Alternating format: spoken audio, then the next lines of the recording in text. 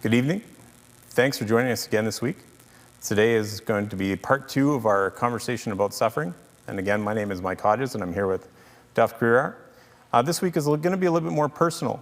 Last week we talked in general about suffering as a concept in a large scale. Specifically, how do we interpret some of the larger actions by the Israelites in the Old Testament and some of the challenging questions that we get directed at. This week is going to be a lot more, why am I suffering? Why are some of the marginalized around me suffering? Where is God in that? And tonight is going to be a bit academic because that's kind of our purpose. We want to discuss, inform yourselves and ourselves about suffering from Scripture, and we want to bring out some ideas along those lines. But I want to emphasize that the two people on this stage, and certainly many, many, many others, are not distant from this topic.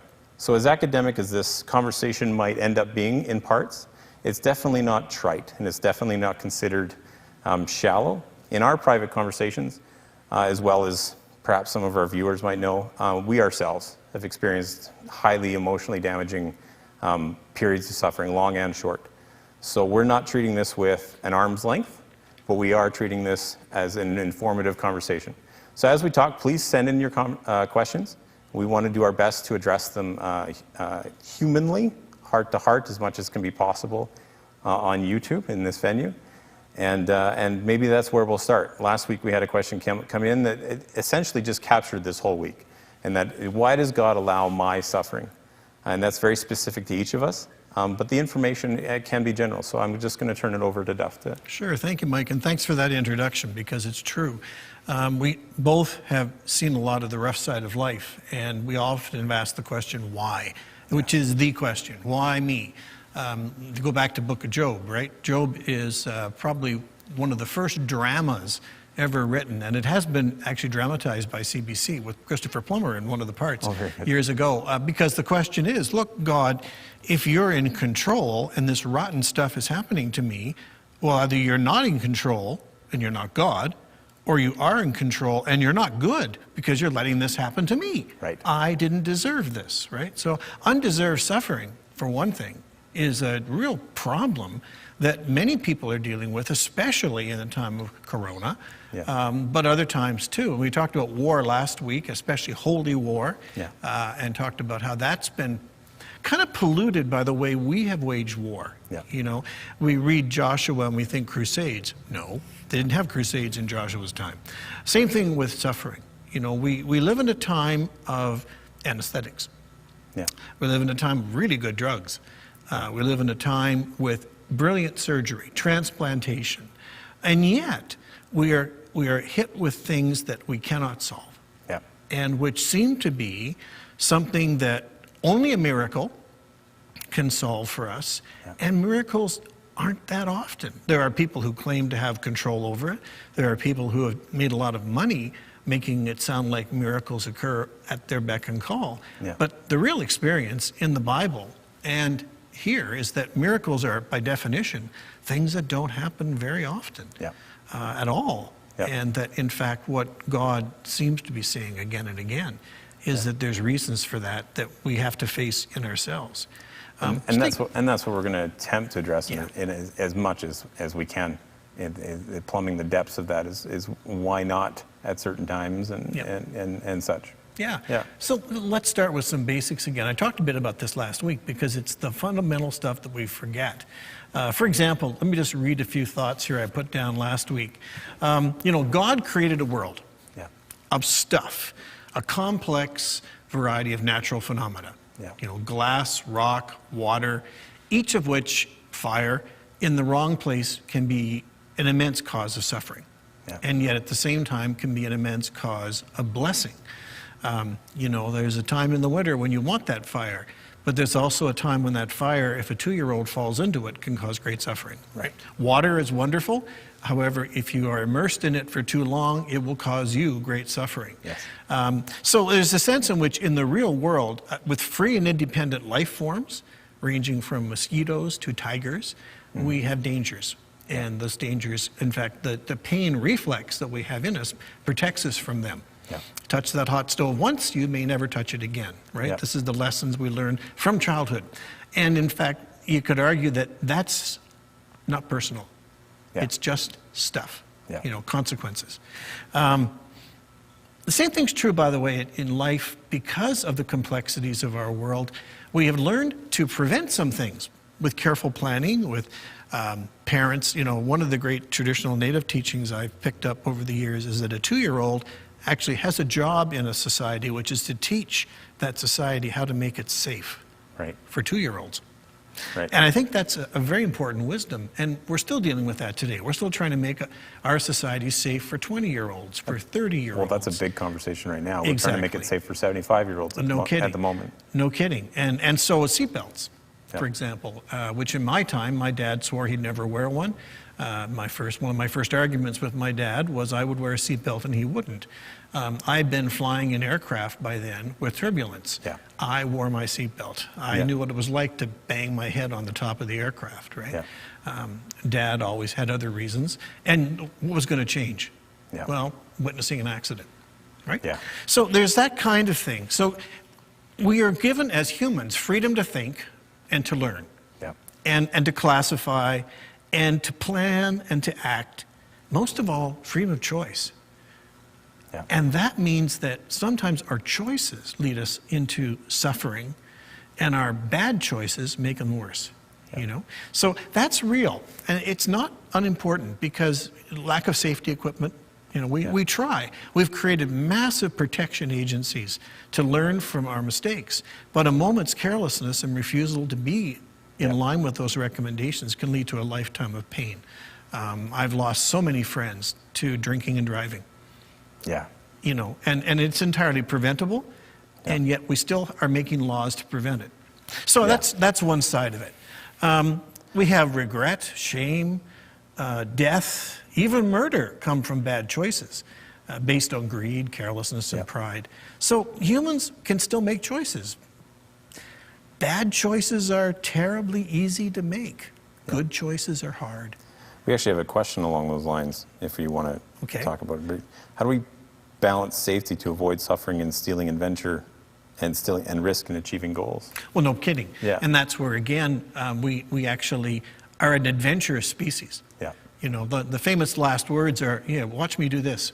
Yeah. And the great joke about that freighter stuck in the Suez Canal was the idea the captain said, "Here, hold my beer, I'm going to try this." And we all know those jokes are there because humans like to adventure. And we actually have people who become quite famous for that. Yeah. But they often die or they lose parts of their body. And so we say to them, have you planned? Yeah. Have you done the risk calculations? Yeah. But also at the same time, are you going to expect other people to put their lives in danger to get you out of trouble? Yeah.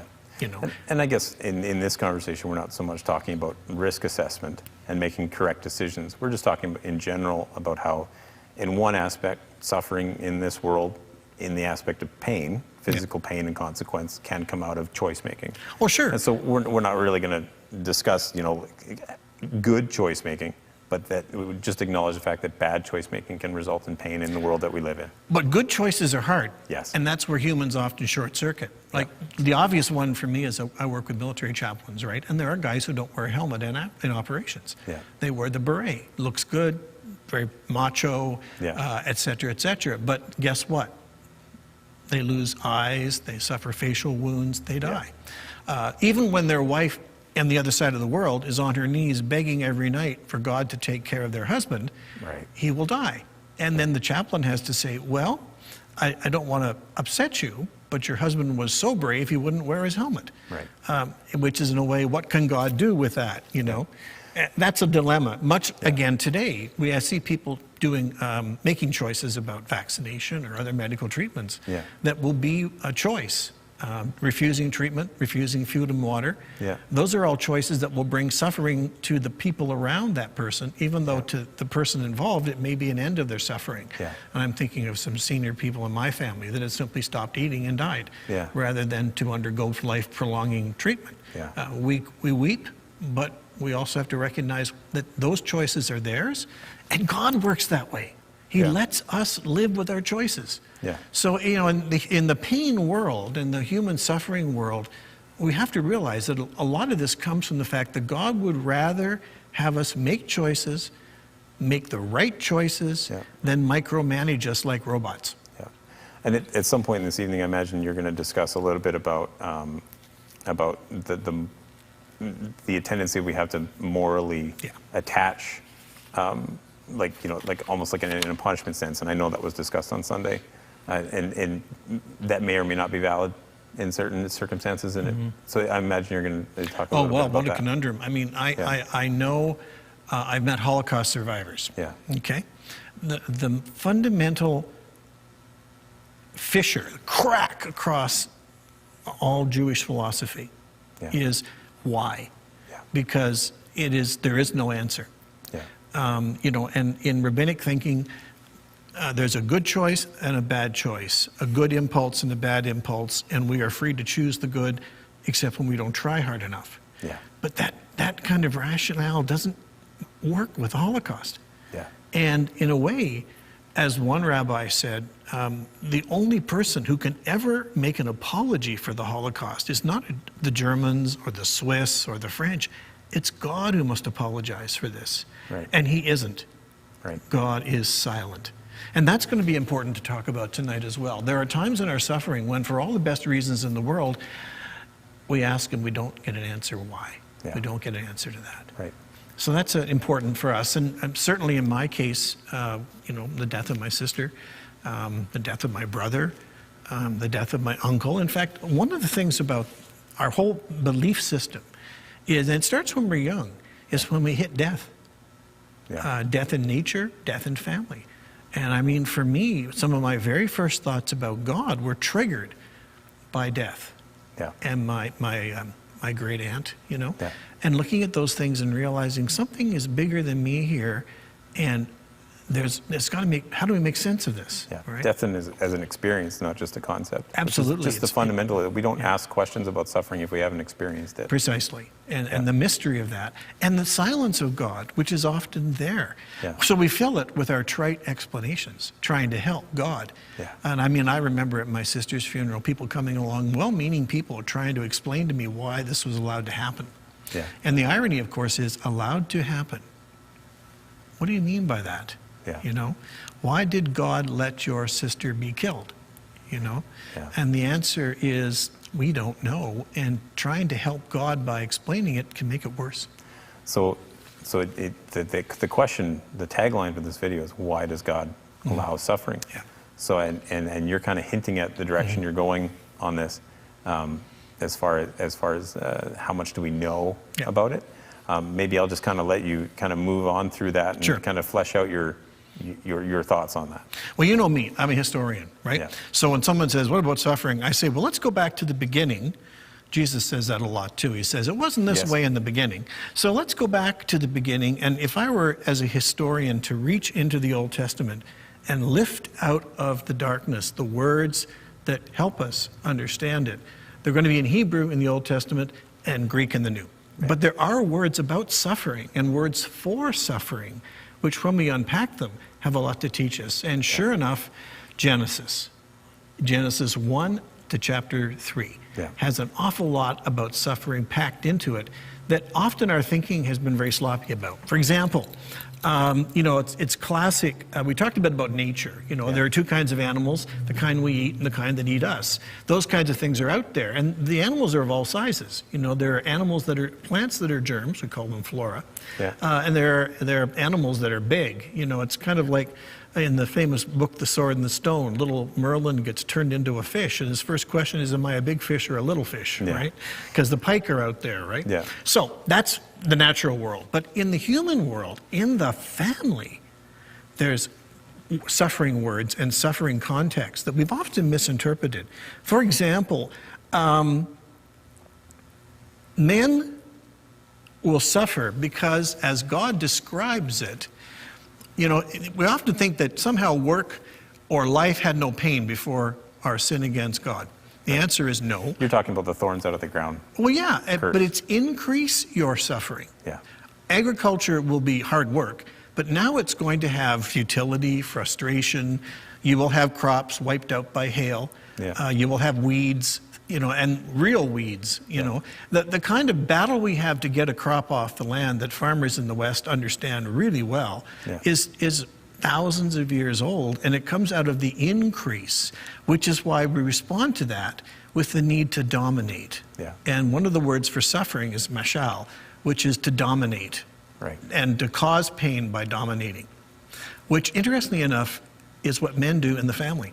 Right. They bring relationship pain by their desire to mashal, to dominate, like they do nature. Men reach out, judging by what Genesis says, and we fight with each other, we fight with nature. We do a lot of fighting for dominance. Yeah. And we bring that into the family. So our relationships, even the most intimate, are going to be, as God describes it, dominated by domination. Right. And the pain and suffering that causes within the family. And, my family, which I was part of, was famous for that. The 4 boys all seeking their independence from Dad, who was seeking dominance, and Mom was kind of watching in pain as we fought that all out at the kitchen table. Right.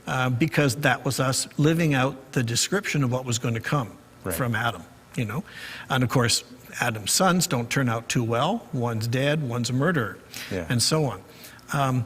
By the way, have you ever read any books by John Steinbeck, the novelist? I have not. Oh, I hadn't thought about it because I did in school. I mean, you don't think about school books you had to study. But East of Eden is a brilliant book, much like Grapes of Wrath, and they're based on the Bible. Well, in the book East of Eden, there are 2 families. One follows the path of Cain and one follows the path of Abel, even though they're trying to get through the Depression. Right. And of course, the one group produces vicious, manipulative, cruel people, and the other produces victims who are noble, long-suffering. In the end, there's a reconciliation where the one group has to ask for forgiveness and is forgiven. But the bottom line is that pattern is a very 20th century one, where you're fighting God, fighting nature, and fighting each other. And that's the challenge. Now, the women have 2 suffering words, which is maybe not unnatural. But we tend to forget that the description of pain in childbirth is actually not what the word's about. We read that and we say, oh, that's about labor, right? Yeah. And we have lots of jokes about pain in labor. Take your upper lip and pull it over your head, whatever. But the bottom line is, the word is actually, you will have suffering with children or in children. Right. And that's bigger. That's the pain of raising a family with children. Children, in fact, add to the suffering. They bring joy, but they also bring suffering.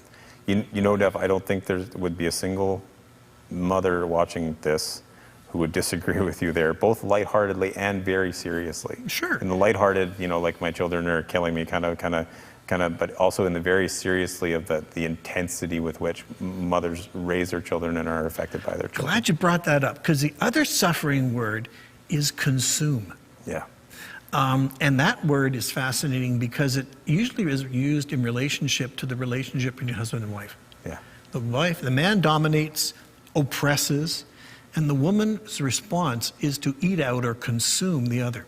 Yeah. Which is why you have men say, I left my wife because she made me hate myself. Yeah. Right? And they leave. Yeah.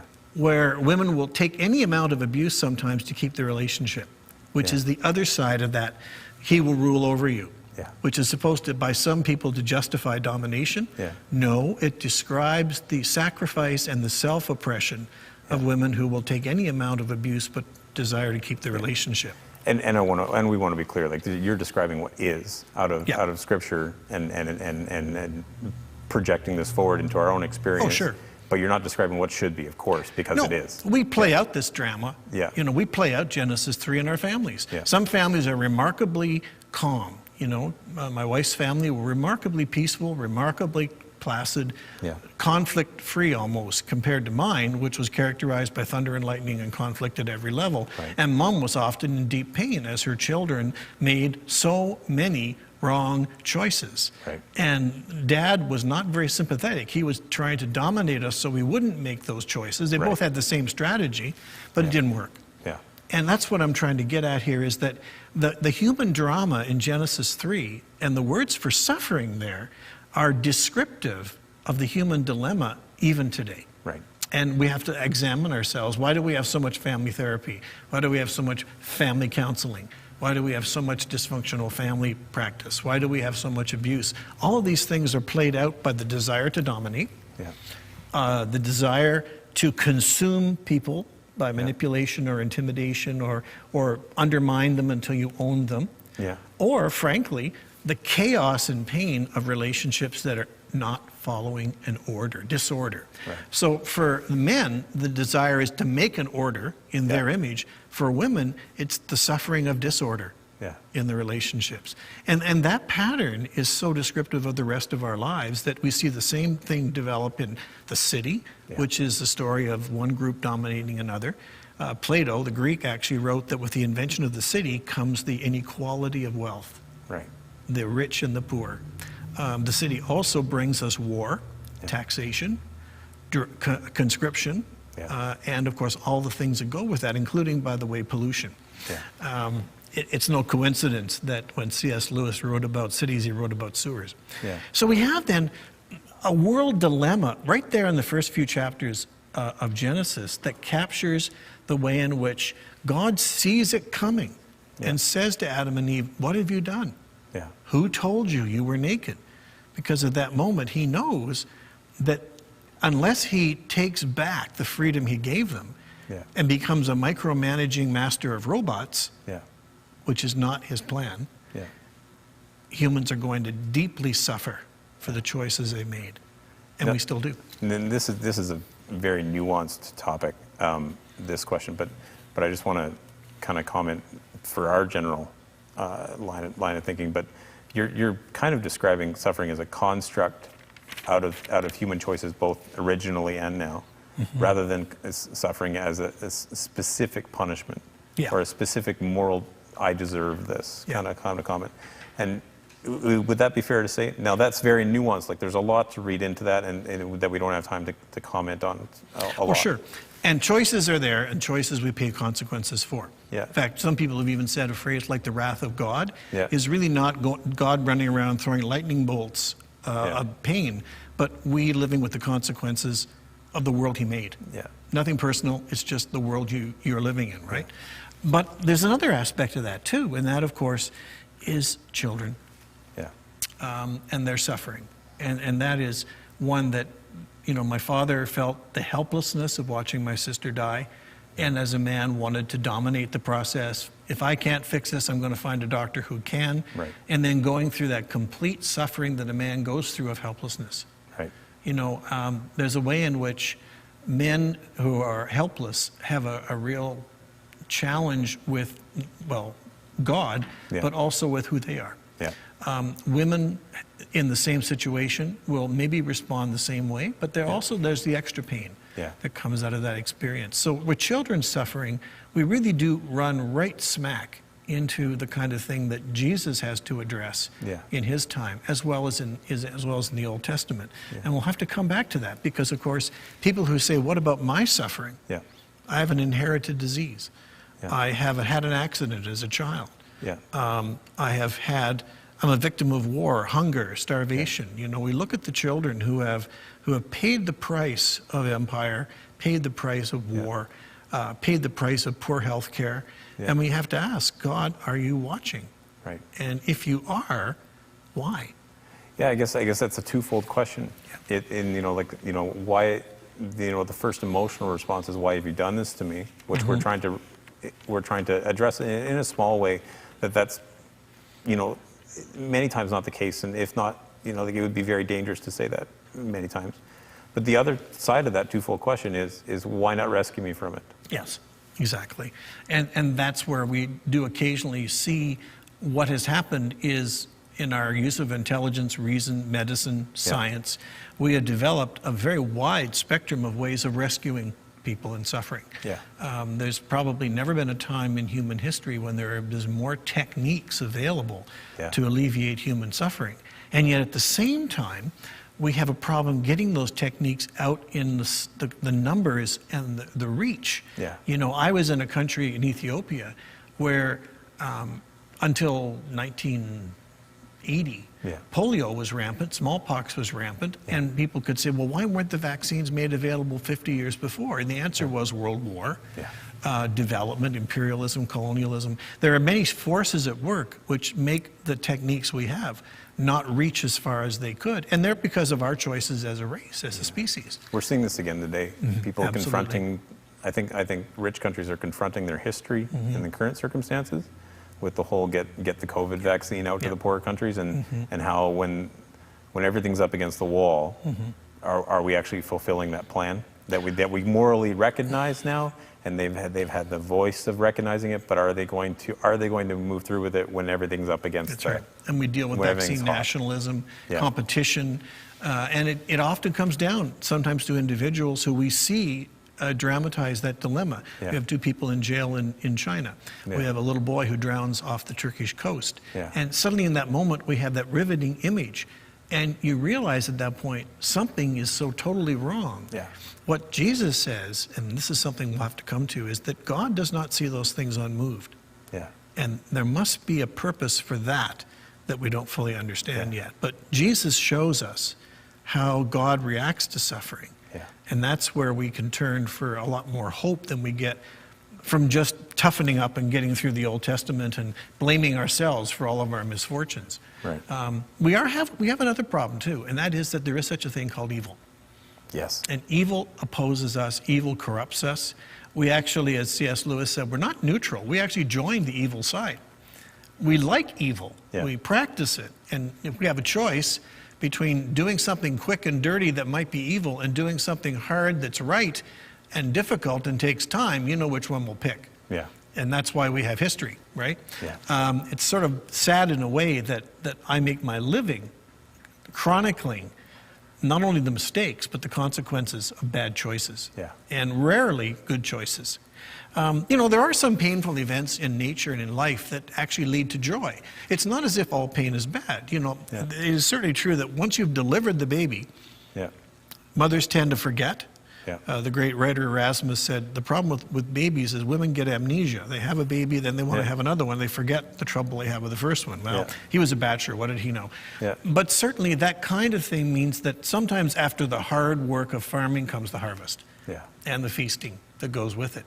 So not all pain is bad, but the pain that doesn't make sense, the pain that is a disaster, the pain that brings that kind of suffering that actually seems to be caused by something that almost takes satisfaction in harming people, that shows that we're not living in a world of neutrality, and in fact that all of our education, all of our learning can't explain. The Holocaust is a classic case, but there's other cases of we see forces at work that do not lend themselves to an explanation by lack of toilets or lack of telephones or lack of money. They involve people collaborating with forces that are supernatural. I mean, if someone asked me, why do I believe in evil? I would say, who else could any human being develop a bureaucracy and an industrialized massacre system, genocidal system? And the answer is no, I don't think humans are that good at that, my view of history. They get help, and they get help from forces that can make that banal, as Hannah Arendt said. Ordinary, routine. So we have to turn then to Jesus, because and as you do, maybe I just want to ask one question, because I think you're gonna circle around here, so I maybe want to ask it now so that you can answer it as you're talking, if that's okay, because I know you're fleshing out ideas to point this out. It's kind of where the Jesus conversation is going, I think. How do we address people who seem to have pursued every available technique, quote unquote, so he's quoting you here, to work through their emotional suffering, but nothing seems to work? How do we offer hope? Right, I appreciate that. And I think that's both an internal and external question. How do we offer hope externally, but how do we experience hope internally? Very good question. Look at Jesus. Jesus runs into people there. The woman who's exhausted the doctors. She's been to them all. Hasn't solved her problem. Her solution is to grab Jesus' robe. Now, we don't have Jesus personally here. So that approach is not as available to us. But the problem is exhausting the doctors, exhausting our resources, and not getting an answer, not getting relief, right? We have a father whose daughter is dying, who dies, and Jesus brings her back, you know. Those are things that tell us who is in charge of nature. Yeah. But that's an option not open to us the same way. But what's interesting is watch Jesus in those circumstances. Yeah. And you see the compassion, you see the sympathy. In fact, one of the Greek words for suffer is the root word for our compassion. Yeah. It's interesting that most of the Greek words for suffering are words linked to compassion, sympathy, suffering with people. Yeah. It involves the idea that when Christians suffer, you're not supposed to do it alone, and you're doing it with God, which is not something we tend to think of in our pain. But Jesus weeps. Yeah. Look at the book of Hebrews says something interesting. It says that Jesus is the priest who knows the weaknesses, the pains. He's the high priest who's been touched by every condition that we have. Yeah. You know, in his life, he experiences many of the things that we do and has not forgotten them.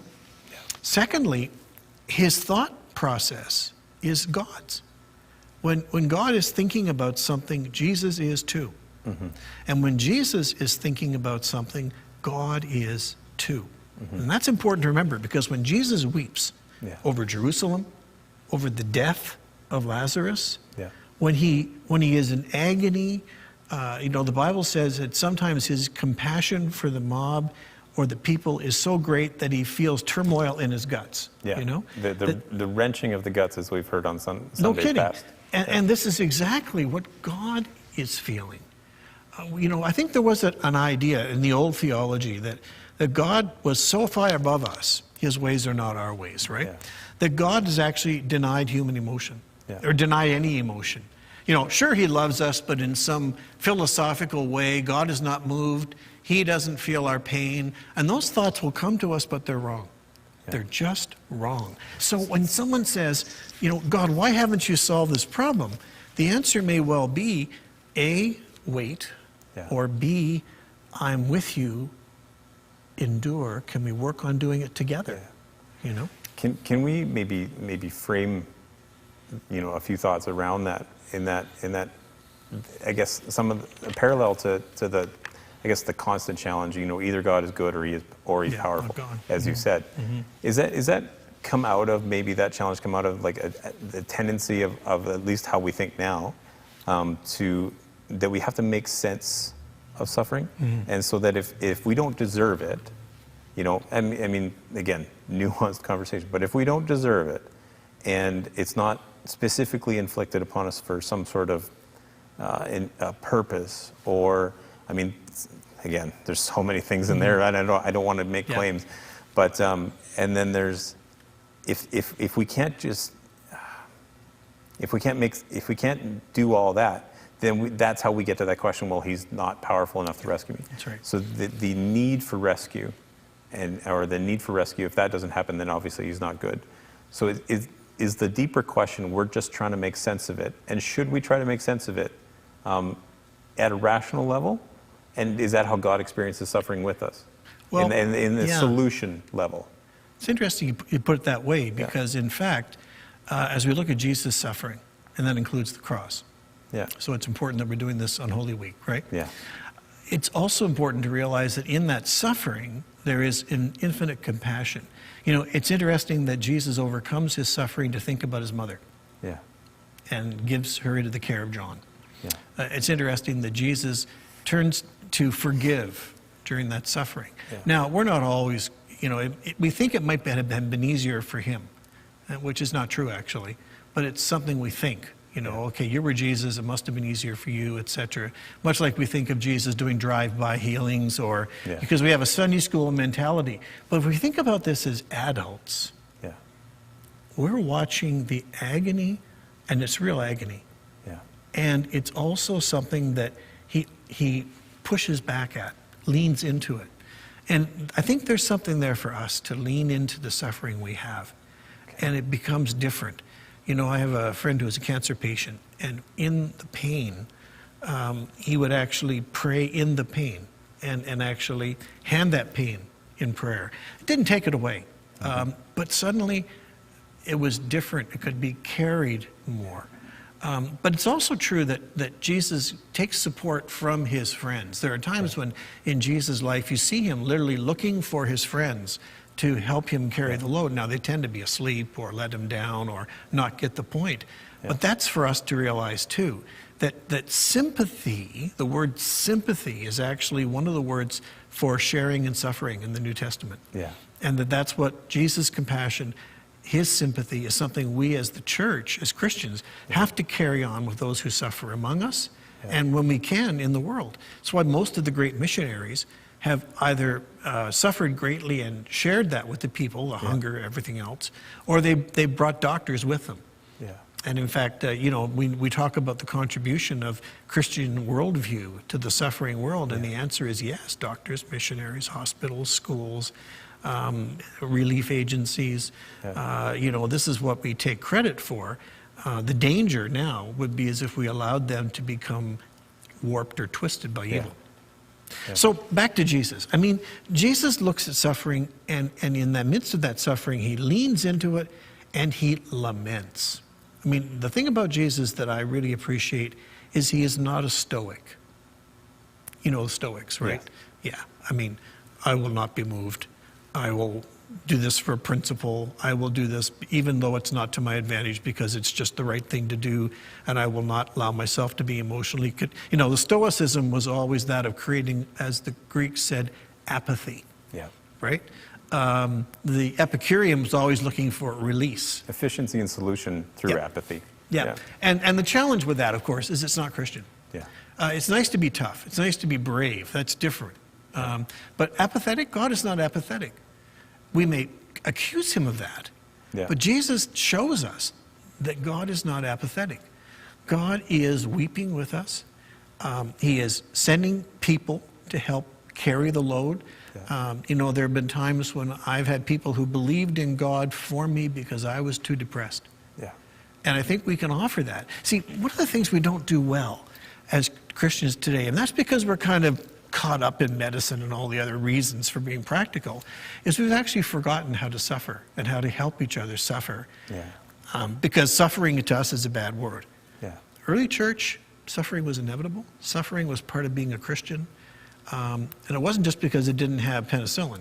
It was because they were dealing with a world that is out of balance, where Christ suffers and triumphs, not by escaping the suffering, but by going through it. So I kind of want to clarify that a little bit and maybe kind of guide how the next few thoughts are framed.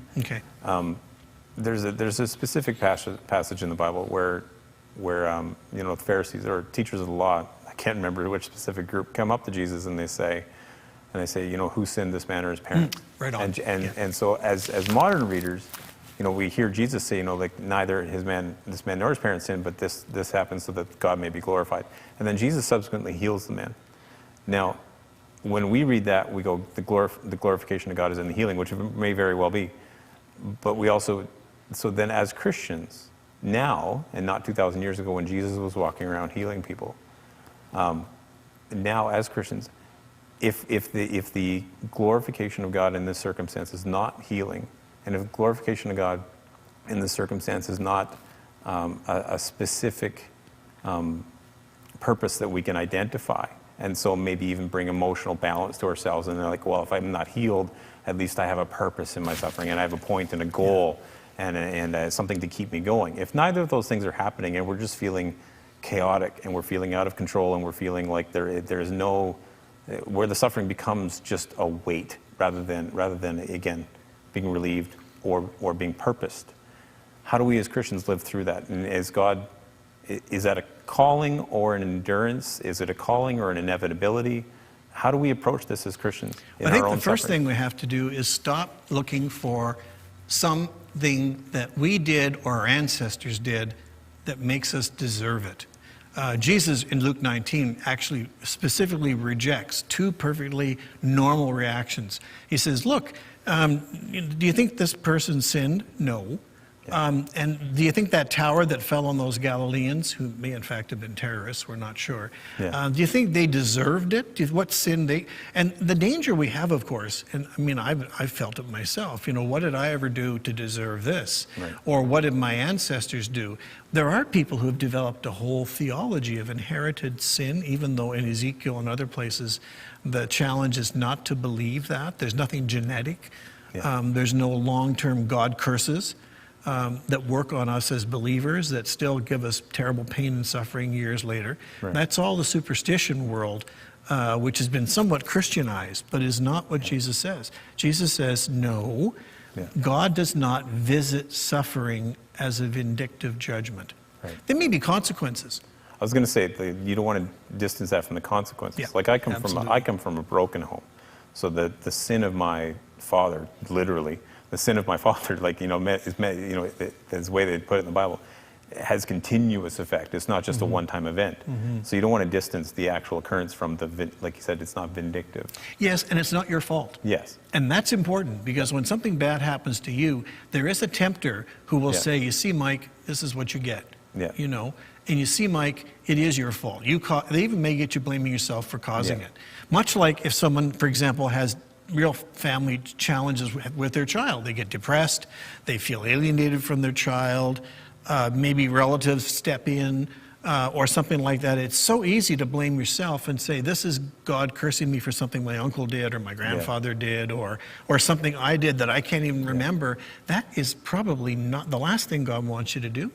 And if you want to hurt God's feelings, which I think you can do, blame him for something that he never planned or never wanted you to feel. You know, God says something interesting in the Old Testament. He says to some of these nations that are doing terrible things because they worship idols, he says, and he says it to in particular the Jews who follow this, because that's what really hurts them. You know, he's used to the non-Jewish nations being idolaters, but when his own people turn that way, he says, you're thinking of things that aren't even in my mind. Yeah. And I think we do that with suffering. We often, in a way, invent explanations or blame that is just not there. Right. And what Jesus would say, I think, there is, give me the pain. Right. Talk to me, lament. And this is where the Bible helps a lot. If you look at the book of Psalms, an awful lot of the book of Psalms is David or one of his songwriters turning to God saying, this sucks. Are you listening? You know, and going on and laying out. You know, the wicked are always winning. Psalm 73, you know, I go to the temple, says Asaph, and I just about give up on you because the rich are prospering, they're cruel, they're mean. And then I remember. But that's what I mean. You have to reflect a bit, and you need help sometimes. Other Christians who can kind of restore the perspective, maybe bear the pain with you, bear the burden. And is that, in that comment, I think, is the key, the Christian in the suffering, in that it's a pat answer, but those of us who've experienced suffering, both along with others and have others experience it with ourselves, that's not a pat answer when you say carry someone else's burden with them. Yeah. The Christian calling to suffering, that there is a very real truth inside of that. Inside of there. And don't be alone. I think the wounded animal crawls off by itself to die. Or to nurse its wounds. And we tend to do that sometimes, especially in our success-oriented society. And maybe out of pride, because we also have a new approach, which is agonize over everything in public. And so some of us will back away and say, I'm not going to do that. But the bottom line among Christians is share your lament with God and share it with other people.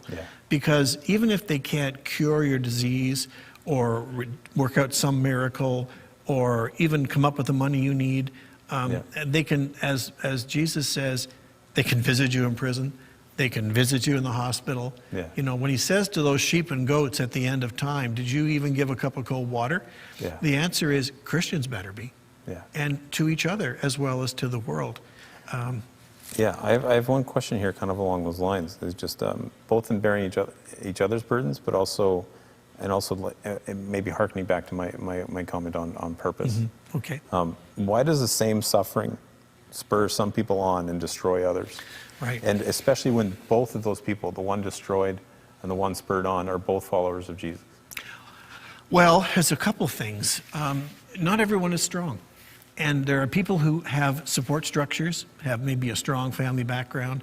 You know, in my family, for example, we have had... And you're not, when you're saying not strong, you're not blaming somebody No, for no, not being, no, like you're no. not saying a low faith's not strong. No, that's right. I mean, there are people who are prone to depression because of their body chemistry, because of their experiences. Yeah. I mean, we do realize that if you look at some of Jesus' disciples and you look at some of the situations in the Bible, you can tell that these are wounded children who have grown up. Yeah. But they still haven't had their problems helped. You know, Yeah. they're still wounded. Look at Saul, for example, people like that. You look at our time too, and you see there are people who are gloriously saved, wonderfully gentle, kind people, but fragile. Maybe they are medically prone to schizophrenia. Maybe they're medically prone to depression. Maybe they actually have debilitating conditions. Yeah. And those are people who sometimes, boy, do they ever rally, you know? Yeah. But there's also people who appear strong, but actually have wounds inside Yeah. that there can be attacked through. And I think that's where, again, Christian helpers have been able to grow and able to sit with someone and say, "Oh, you know, here's another way of looking at this." Yeah. And that's where, you know, Christian counselors are Well, valuable. there's two thoughts maybe that I have on this that maybe you could flesh out a little bit Mm-hmm. from your notes and everything on that. When this questioner says destroy others, especially when they're followers of Jesus, that's where we learn to discard our individualism, in that we as a Christian community do our best to not allow somebody to feel destroyed Yeah. or be destroyed. Yeah. To stand aside and to not suffer with them is outside of the concept of Christian community. And the other one, and then you just mentioned it in a way, is just that often Jesus' response to the suffering of the crowds that he saw, especially when it refers to in terms of crowds, says that he began to teach. Yeah. And and that goes with the Psalm comment, is like, you know, you walk in, Asaph walks into the temple, and he sees, and he says, and everyone's prospering, but I remember who you Yep. are. Yep. And Jesus taught them who God is. As a good example in my life, when I was teaching at Queen's and I was a student, I had some really good friends, and I had a student who was diagnosed with leukemia, right? Yeah. The leukemia stemming from the bone marrow. So she was getting a bone marrow transplant. Yeah. And therefore she was going to be immune compromised, in isolation, Yeah. and everything till it took. Well, she got a mold or mildew infection that could not be solved, and so she dies. And it was really interesting. She was angry at God for having leukemia. Yeah. And she worked through that by realizing that if I basically hand my leukemia to you, Jesus, you can make sense of it, you know? Right. But then she's dying of a medical difficulty. Now, you know, my doctor friends would say, well, you know, Duff, statistically, a certain percentage of people will get that and there's nothing you can do about it. But part of me is screaming, and her family is screaming, but wait a minute, she's one of yours. Yeah. You know, this should have worked for her. Yeah. There's something wrong here. So we're sitting at her deathbed, and her fever's shot up. Her mother is there, her sister and her sister's husband. And so I can't get in, actually, because I'm just a friend. So I'm sitting out there with the family dog, who the hospital allowed to come in. But the bottom line was, one of them just said, Duff, will you stay? Yeah. So I sat in the next room listening to the process of her dying, the chaplain reading from the book of Revelation with her, the family comforting each other, talking to her talking back as long as she could talk. And then finally at the end, when she passes away, they come out and I'm there. Yeah. They were not alone. Now, did I have any answers? Did I have any great... No, I was just there. Yeah. Holding the dog. But that's the point. Christians, sometimes we suffer together even if we don't have the answers. Yeah. And we're there for each other. When Rob said to me, Duff, can you stay? It was 3 a.m. Yeah. You know, and I had little kids, and Carol was going to work, and there was all kinds of practical reasons for me to go home and get some sleep. Yeah. But no, he said, can you stay? Yeah. Well, what would Jesus do? He'd stay, you know? So I did. But that was a moment when, I'll tell you, the wall between God and us was so thin. You could see it. You know, you could see Jesus just on the other side, holding us together at that time. Yeah. And that's the kind of experience that you can have. But even if you don't, the truth is, Jesus cares. Yeah. And his everything we see in his emotional life in the Gospels and in his followers like Paul is that there's deep, deep compassion, deep, deep sympathy, and that these are actually the Christian words that we can use for suffering. Yeah. Yeah. I think especially in our own, personally, I often ask God, I say, what in my own experience is of use to your kingdom? In that I still experience suffering, but I've also had victory over other times. And said, will this allow me to help others suffer? Do I need to, not masochistically, but do I, sometimes I ask God, out of curiosity, do I need to experience suffering to help other people suffer? Well, Peter, I think Paul would agree, is sometimes our experience with suffering makes it possible for us to actually reach out to those with similar suffering and offer that care. Jesus does it, is described in the book of Hebrews, but it's also described in the church. That if you're suffering, if you've been through hell with something, imprisonment, abuse, it may well be that you are now the only person that can offer constructive sympathy and help to a person who's just experienced the same thing. It's not easy, and you need help yourself, but that's the point. Christians are a community. And if we're a little more open with each other about what we're carrying, we could find people who have carried it before, and that's what I found. Who could help us. Yeah, I think we talked personally, and we talked about the applicableness of personal things. I think I might actually say something on this, if that's okay. Sure, of course. I think as we're talking, at the beginning I said, we're treating this, in a story way. We're treating this, talking about Scripture, and harking back to Genesis, using the Bible as both motivation and answering, but also as illustration in a very difficult, wide-ranging topic, as unique as the individual is unique in the way that it's experienced. But even at the beginning, it's hard to convey the depth of which your own emotions go through something in a venue like this, as we're trying to just really just talk about it, and so people can see that there is stuff in Scripture, there is emotions in God that help us, as you've explained very well, to help us suffer with each other, to know that God suffers with us, the whole gut-wrenching compassion comment, the disturbance in his guts.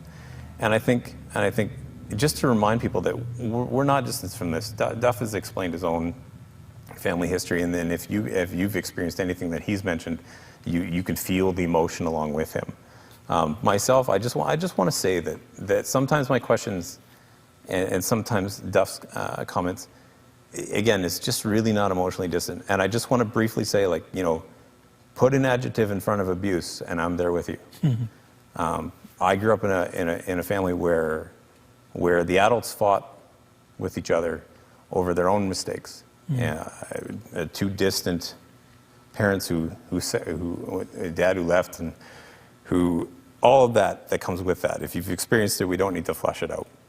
And the guilt and the could I have done different, and all of them wrestling through their own things in a very hostile environment, which negatively impacts children until the children die.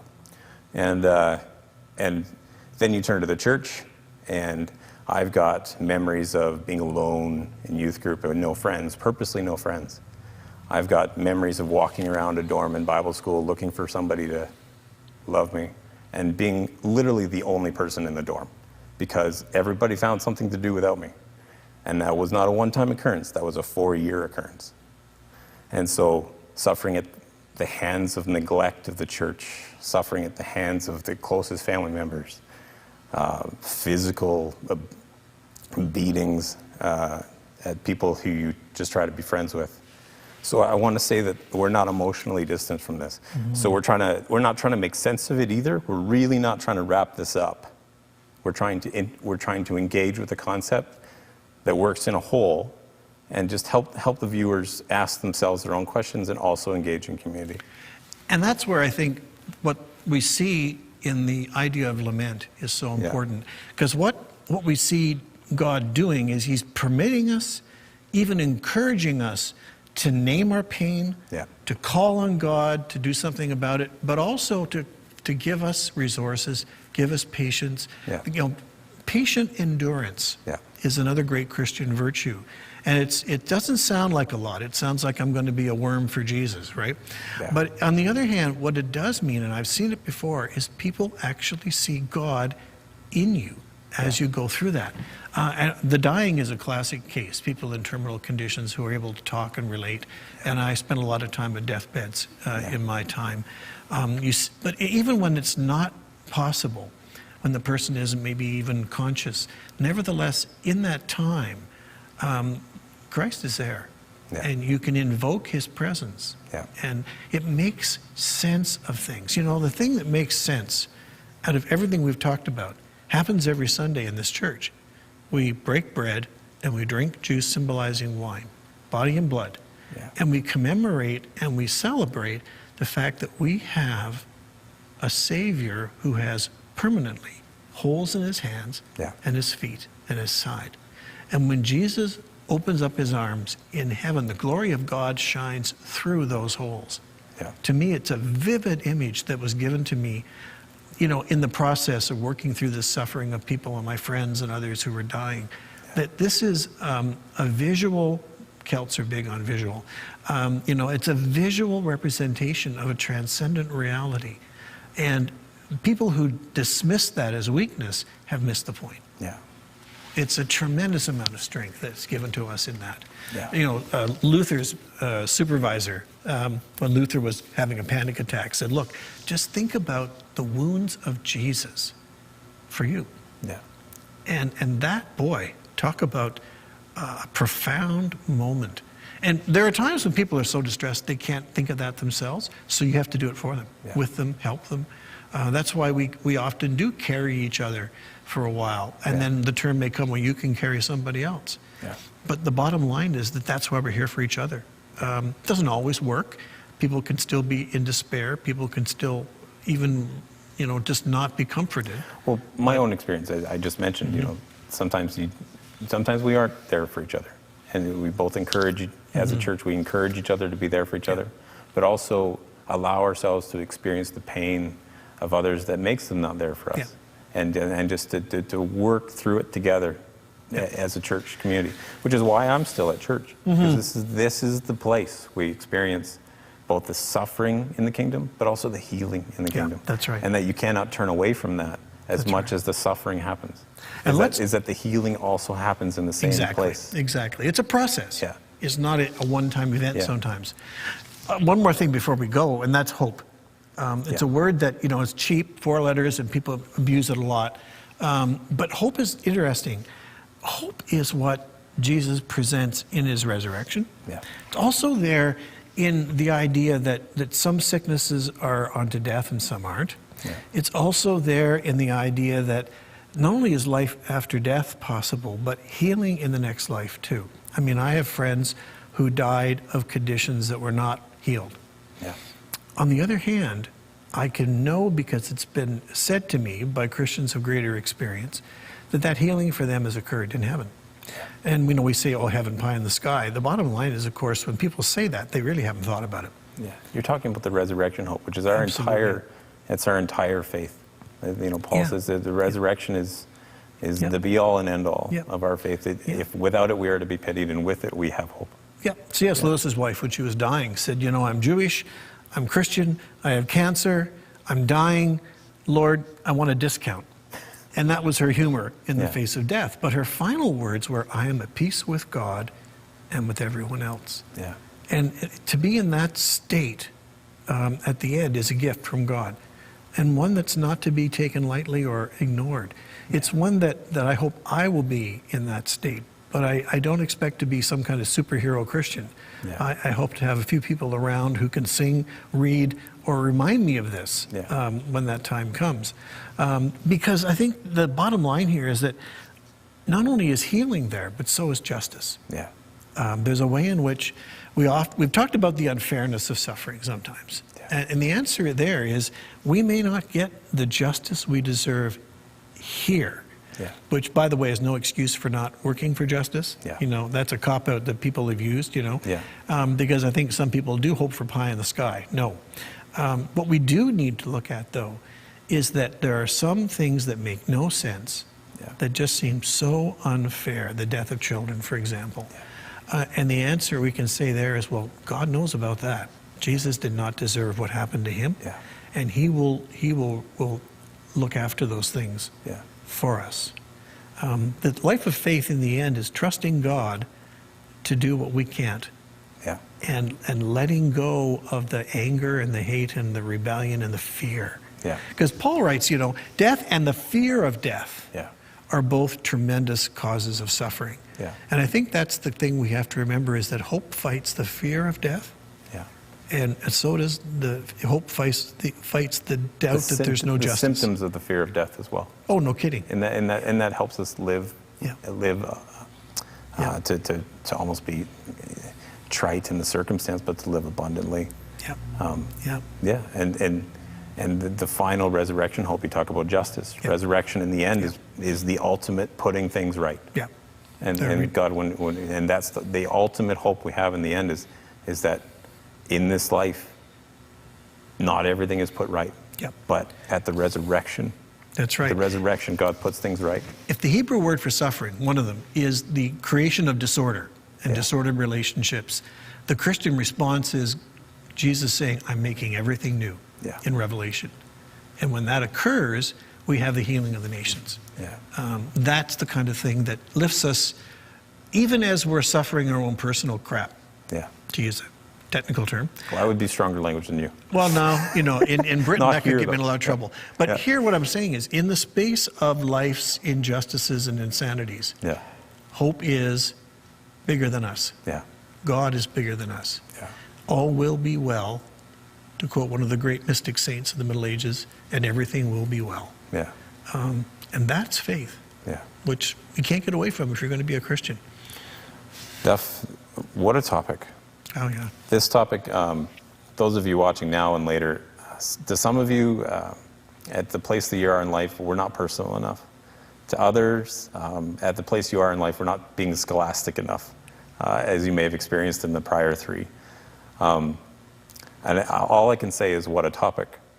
In an hour, it's introduce more questions than answer. Even as we endeavor to answer, I think the real purpose of this is to inform and to encourage both actions and just the pursuit of Jesus in the acknowledgement that God suffers with us and has on our behalf. The wounds and the words of Jesus. The wounds and words of Jesus. So please, I think, do you have anything else you'd like to say, Duff? No. Okay.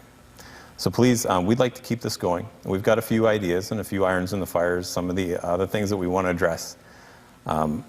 Difficult challenges to our faith, both emotional and scholarly. So we'd like to keep going with that. We'd love your input. If you would like to send us questions and topic ideas that you'd like us to address. They don't have to be personal questions. They can just be personally motivated. Topics that you'd like to struggle through, that you see your kids struggling through, that you've heard about in university, anything along those lines. Please ask us literally anything, and we want to bring it up. Until then, we're going to keep her going with some of our own ideas. Thanks for watching, and hopefully this has reached you in an encouraging way. See you next week. Thank you, Mike. Good night. Good night.